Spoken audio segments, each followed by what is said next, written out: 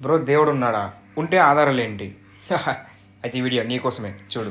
అమ్మ కడుపులో ఉండగా 4వ నెలలో వేలి ముద్రలు ప్రారంభమవుతాయి. ప్రారంభమైన వేలి ముద్రలు 6వ నెల వచ్చిన తరువాత బాగా ముద్రలన్నీ గట్టిగా ఆ వేళ్ల చివర ఏర్పడతాయి. అమ్మ కడుపులో 6వ నెలలో ఏర్పడినటువంటి వేలి ముద్రలు మళ్ళీ ఎప్పుడు పోతాయంటే శవమైపోయిన తర్వాత కూడా పోవు. డీకంపోజిషన్ అంటాం. డీకంపోజిషన్ అంటే ఆ శరీరం ఇంకా చివికిపోయి బ్రహ్మాండంలో కలిసిపోవడానికి సిద్ధపడిపోతుంది, ఉబ్బిపోయి పగిలిపోవడానికి.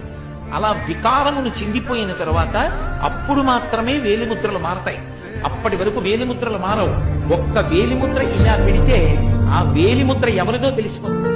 ఇంత చిన్న వేలు మీద గీతలు గీసినప్పుడు ఇన్ని కోట్ల మంది గీతలలో ఎవరికి గీసిన గీతలా ఇంకోటి గీతలు గీయకుండా గీయగలిగిన మహాశిల్పి ఒకడు ఉన్నాడు. వాడు లేకపోతే ఈ గీతలు ఎక్కడి నుంచి వచ్చాయి? వాడు ఉన్నాడనడానికి నువ్వు ఎక్కడికో వెళ్ళక్కర్లేదు. నీ వేళ్లు చాలు, వేలి మీద గీతలు చాలు. నేను ఎన్నో కాగితాల మీద ఎన్నో వ్రాతలు రాశాను. అవన్నీ నీళ్లు పడితే చింపిపోయి తడిసిపోయి అక్షరాలన్నీ కూడా ఇక కనపడకుండా పోయాయి. కానీ పుట్టినప్పటి నుంచి చేయి కడుగుతూనే ఉన్నాను. ఏది ఒక్క గీత కడగబడిందా, పోయిందా? గీతలు గీసిన వాడు ఒకడు ఉన్నాడా? వేళ్ల మీద ఇన్ని కోట్ల మంది వేలిముద్రలు ఒకడికి ఉన్నట్టు రెండవ వాడికి లేకుండా సృష్టించిన వాడు ఒకడు ఉన్నాడా?